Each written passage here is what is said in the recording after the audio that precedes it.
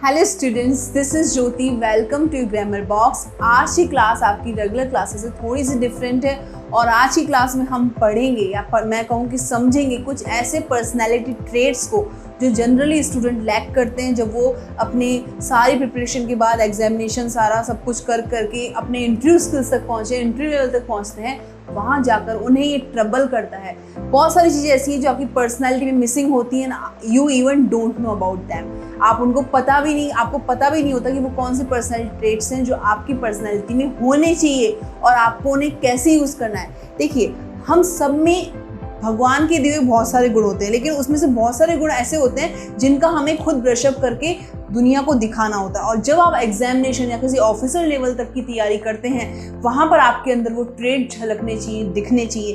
That's why you become an officer.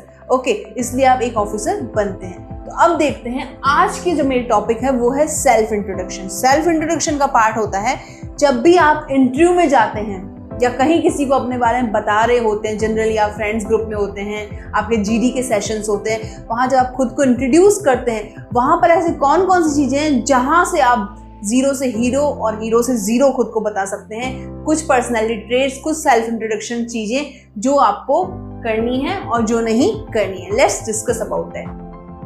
First है dos. Dos में मैं आपको फर्स्ट पॉइंट देती हूँ।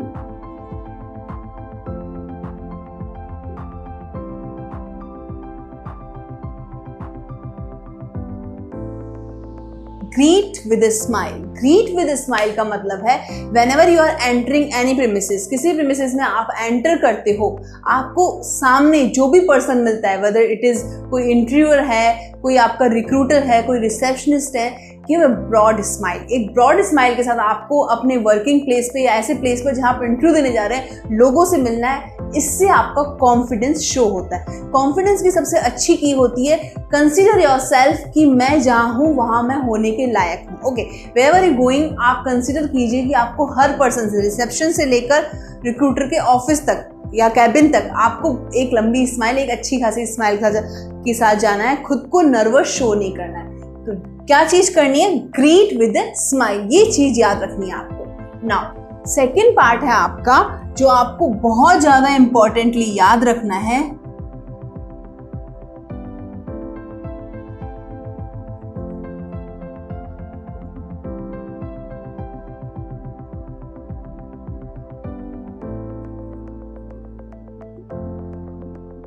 देखिए, आप एंटर करते हैं, बहुत सारे ऐसे स्टूडेंट्स होते हैं या बहुत सारे ऐसे कैंडिडेट होते हैं जिनको एंट्रेंस के रूल ही नहीं पता होता है। Whenever you are entering somewhere, आप कहीं एंटर कर रहे हैं तो आप पूरा डोर ओपन करके वहाँ से आप सामने से पूछ रहे हो किसी पर्सन से जो कैबिन के अंदर है, may I come in. That is a wrong thing. First of all, आप गेट के बाहर रह सकते हैं, गेट हल्का सा खोलना है और इवन बिफोर डूइंग दैट एक बार नॉक करना है। और अगर आपको सामने से आवाज़ आती है या रिप्लाई मिलता है कि येस यू मे, तब आप वहाँ एंटर कीजिए। ठीक है, ये चीज़ आपको याद रखनी है। Ask for permission of sitting, ये उसका एक पार्ट है। ये जो मैंने आपको एंट्रेंस की बात बताई, सिटिंग का भी एक रूल कुछ ऐसा ही कहता है। कुछ कैंडिडेट समझते हैं कि एंटर कर गए, अब हमको बैठने के लिए बोला ही जाए या नहीं बोला जाए, मैं बैठना ही है। ठीक है, अर्लियर बहुत सारे स्टूडेंट्स ऐसे भी बहुत सारे ऐसे होते थे जो एंट्रेंस के रूल तो पता ही नहीं थे जिन्हें, और उसके बाद सिटिंग के लिए तो परमिशन की नेसेसिटी का कोई रोल ही नहीं होता था। कई बार ऐसा होता है रिक्रूटर आपके पर्सनल ट्रेट्स देखना चाहता है। वो देखना चाहता है कि ये पर्सन किस तरह से मुझे अप्लाई कर रहा है, मुझे अप्रोच कर रहा है। अगर आप उसे अप्रोच सही तरीके से पॉजिटिव वे में नहीं करेंगे तो आप सिटिंग के लिए बिना पूछे बैठ जाएंगे। Even if you have touched chair, अगर आपने चेयर टच भी कर लिए बैठने के लिए, ये एक बैड इम्पैक्ट देता है। बैड इम्पैक्ट न देते हुए आपको सिटिंग के लिए परमिशन लेनी चाहिए। अगर रिक्रूटर नहीं बोल रहा है, एज रिक्रूटर आपको बैठने के लिए कहे तभी बैठिए। तो थर्ड पॉइंट है आपका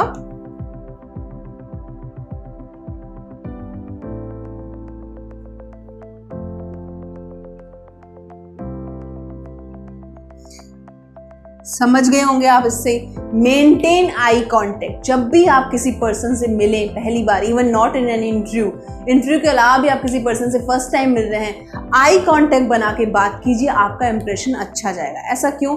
इसका मतलब ये भी नहीं है आपको उस पर्सन को कंटिन्यू गेज करना है, गेजिंग नहीं, वहाँ पर गेज नहीं करना है, उसको इस तरह से एम्ब्रेस भी फील नहीं कराना है कि ये चीज़ बड़ा अजीब लग रही है, बहुत ज़्यादा मुझे देख क्यों रहा है। उसको बहुत कंफर्टेबली वे में आप जब भी आंसर दें, आई कांटेक्ट कीजिए। आई कांटेक्ट से दो चीज़ें होंगी, एक तो आपका कॉन्फिडेंस बूस्ट होता है और सामने वाले को भी लगता है कि ये पर्सन जो मुझसे बात कर रहा है, मुझे से बात कर रहा है, कहीं और एस्केप के वे नहीं देख रहा। चाहे आपके दिमाग में कुछ भी चल रहा हो, चाहे आप नर्वस हो रहे हो, you don't have to show that to recruiter. आपको रिक्रूटर को शो करने की जरूरत नहीं है। तो ये 3 डूज हैं जो इंपॉर्टेंटली आपको याद रखने हैं सेल्फ इंट्रोडक्शन के पार्ट में। Now coming to the don'ts.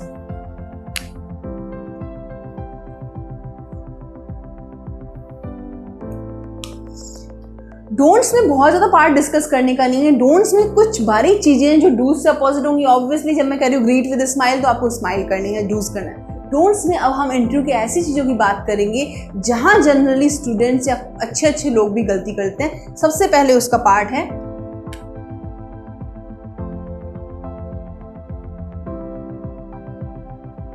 Don't start any sentence whenever someone is asking you tell me something about yourself. कोई बोल रहा है कि मुझे अपने बारे में कुछ बताओ, तो आपको myself is XYZ, myself is Ram, myself is Gita.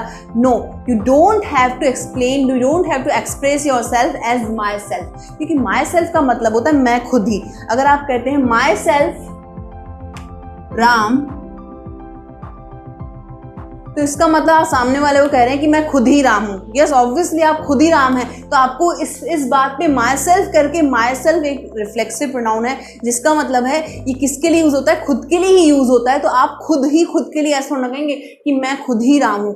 हाँ, आपके बायो में दिख रहा है, बायोडाटा में दिख रहा है कि आप राम हैं। इधर you can say I am Ram. ये बहुत अच्छा लगता है। आप खुद को इंट्रोडक्शन में हमेशा ये कहेंगे, क्या कहेंगे? I am Ram, not my self Ram. तो ये चीजें आपको अभी नहीं करनी है, ये एक बहुत बैड इंप्रेशन देता है। नाउ सेकेंड थिंग,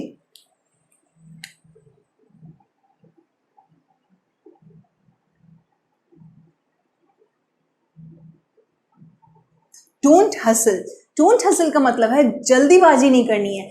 रिक्रूटर आपसे कुछ भी सवाल पूछ रहा है, उससे प्रिसाइज रहनी है, फंबल नहीं करना है और एक्स्ट्रा इंफॉर्मेशन नहीं देनी है। जितना आपसे पूछा गया है उसी के बारे में जवाब देना है। सपोज अगर आपसे रिक्रूटर पूछता है कि what are your expectations with this company, इस कंपनी का आपकी क्या एक्सपेक्टेशंस है, कहाँ देखते हैं आप 5 साल बाद खुद को, ऐसे ही बहुत बार क्वेश्चन उठ के आते हैं। तो वहां पर आपको सिर्फ उस प्रिसाइज मैनर में जवाब देना है जहां आप खुद को 5 साल बाद उस कंपनी के साथ ग्रो करते हुए देखते हैं। Yes, that should be the only answer. उसके अलावा 5 साल बाद ये कंपनी बहुत ऊंचाइयों को छुएगी, मैं कहता हूँ कि कंपनी इंडिया की, यहाँ की बहुत टॉप क्लास कंपनी में आ जाएगी, हम इतनी मेहनत करेंगे, no no no, that's not required at all. क्योंकि आप कंपनी में अभी गए भी नहीं है, आपने कंपनी को अभी जाना भी नहीं है। उसका मतलब ये होता है 5 साल बाद आप कंपनी के साथ खुद की क्या ग्रोथ देखते हैं, आप यहाँ क्यों बैठे हैं, आप कंपनी के पास किस पर्पस है।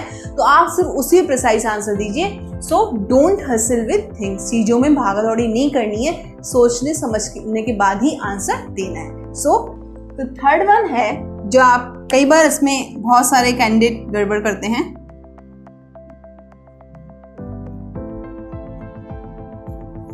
आई एम बिलोंगिंग। देखिए ये ग्रामेटिकल टर्म है। बिलोंगिंग का मतलब क्या होता है? बिलोंगिंग का मतलब होता है आपके सामान, जो लगेज एंड बैगेज होते हैं उनके लिए आप कहते हैं आपकी बिलोंगिंग्स। वो आपके बिलोंगिंग्स होते हैं। Now I am belonging from Jaipur, I am belonging from Kota, I am belonging from Ajmer. No, you do not belong. You do belong but you do not belonging. Belonging वहां पर वर्ड ही चेंज जाएगा। Belonging का मतलब तो क्या होता है? आपका लगेज। लेकिन I belong to Jaipur, I belong to Kota. तो आई बिलोंग की जो फ्रेज है that is the correct phrase. अगर आपने गलती से भी किसी इंटरव्यू में कहीं पर भी ये कह दिया I am belonging, that would be a wrong phrase. Do not use that phrase in your sentence wherever you are introduce yourself. दो डोंट्स में ज्यादा पार्ट ऐसे हैं जो आपको कई बार नहीं करने होते हैं। जैसे कि एक और ट्रेड की बात करती हूं मैं यहाँ पर, और I would not call it trade. ठीक है, ये क्या है आपका? डिमेरिट है जो इंटरव्यू में आपको कई बार अवॉइड करना चाहिए, कई बार क्या अक्सर अवॉइड करना चाहिए, ऑलवेज अवॉइड करना चाहिए, वो ये है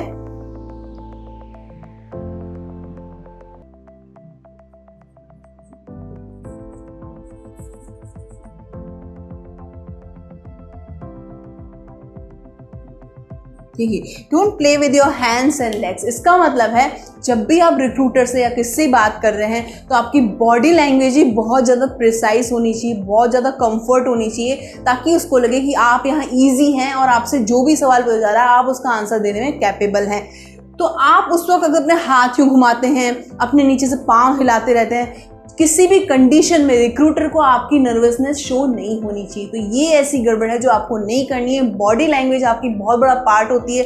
कंधे झुका कर नहीं बैठने हैं, कंधे ब्रॉड, आपके शोल्डर ब्रॉड करके बैठना है। हाथ आपकी लैप में होने चाहिए, नीचे होने चाहिए, दोनों हाथ ऐसे और लैप में होने चाहिए। रिक्रूटर की टेबल पे भी हाथ यूँ नहीं रखना है, ठीक है। अपने पाँव को मूव नहीं करना है और अपनी बॉडी लैंग्वेज बिल्कुल स्ट्रेट रखनी है, ताकि यू शुड लुक अफर्म लगने चाहिए कि हाँ ये हमारे जो आपकी वाइब्स, आपकी बॉडी आपकी बहुत सारी वाइब्स छोड़ती हैं, आपकी बॉडी वाइब्स ऐसी जानी चाहिए कि ये पर्सन मुझे पूरी तरह से सुन रहा है। रिक्रूटर को बहुत अच्छा लगेगा जब आप इस तरह की पॉजिटिव वाइब्स छोड़ेंगे, बॉडी आपकी इस तरह से पॉजिटिव लैंग्वेज आपकी बॉडी देगी, तो रिक्रूटर को भी ईजी होगा आपको एज अ पर्सन समझने में। और इसके अलावा हो सकता है आपकी कुछ चीज़ें बायो में, आपके किसी भी चीज़ में जहां आप कहीं लैक कर रहे हो, लेकिन एज अ पर्सन वो अगर आपको लाइक करेगा तो ही may give you opportunity to. तो ये कुछ डूज एंड डोंट्स है सेल्फ इंट्रोडक्शन पार्ट के, जो आपको हमेशा याद रखने हैं whenever you are going for an interview or to meet someone for very first time. So these are all traits we have discussed today. In more classes I'll be bringing you many personality traits, जहाँ पर आपको न सिर्फ interview में बल्कि बहुत बार आपके confidence boost करने में और नई जगह नए लोगों से मिलने में भी हेल्प मिलेगी। तो ग्रामर बॉक्स देखते रहिए। Thank you so much.